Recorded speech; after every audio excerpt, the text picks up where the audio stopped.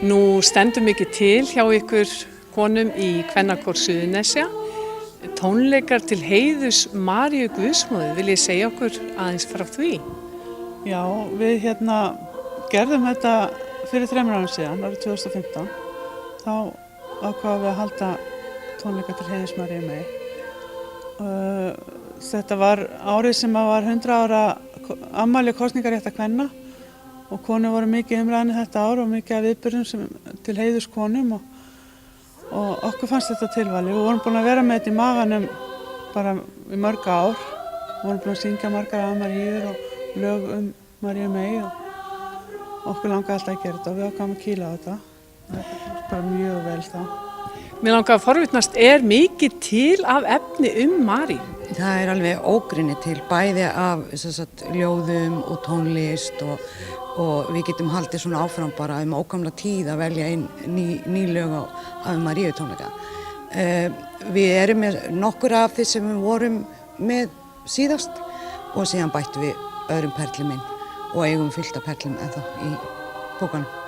Hvað það hvers vegna halda tónleika til heiðurs henni? Finnst ykkur kannski við þurfa að minnast aðeins meira á móður Jesú á þessum tíma þegar við erum að fagna jólum? Eða eitthvað þar undir sem að ýtir á að vera með þetta frekar en það fullt af söngvum jólasveinana og Jesú og... Já, það ekki? Á þessu tímabili þá erum við að fagna, það ekki, fæðingu Jesú og við teljum náttúrulega að hún hafi verið stór hluti af því fæðingu Jesú.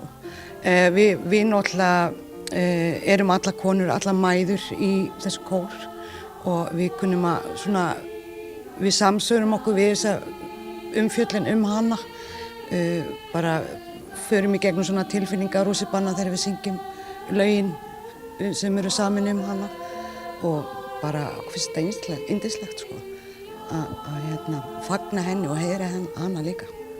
Heiðra Maríu Guðsmóður. Hvernig hafa viðtökurnar verið? Nú hafið þið haldið einu sinni svona tónleika og voru kannski aðeins ragar við að halda þá eða hvað. Viðtökurnar voru góðar. Við hverju búistu núna? Var mikið að köllum eða konum eða hvernig var samsetningin í salnum?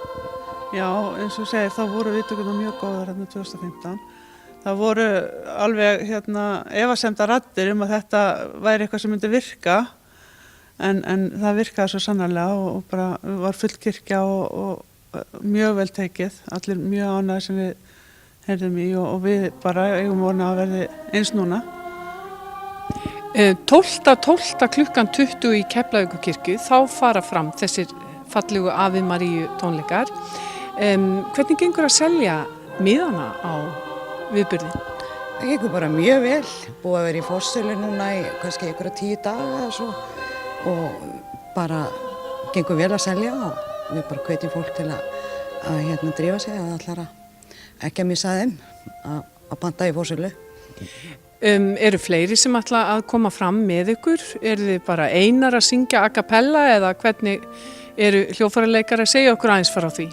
Nei, við erum ekki einar, við erum með Geirþrúði Bogadóttir sem búin að vera með okkur til fjölda ára sem píanóleikarinn okkar og svo erum við með flautuleikara með okkur á þörflautu, Ragnheiði Eir Magnúsdóttir og svo eru félagar úr Bjöllukór tónlistarskóla Reykjanesbæjar sem spila með okkur líka.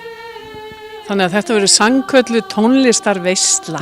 Já, algjörlega. Og svo má geta þess líka að það eru 2 úr okkar röðum sem stíga fram líka, syngja einsöng, spila á blokkflautu og ýmislegt svona, þannig að kórkonur taka líka virka þátt í að koma fram einar.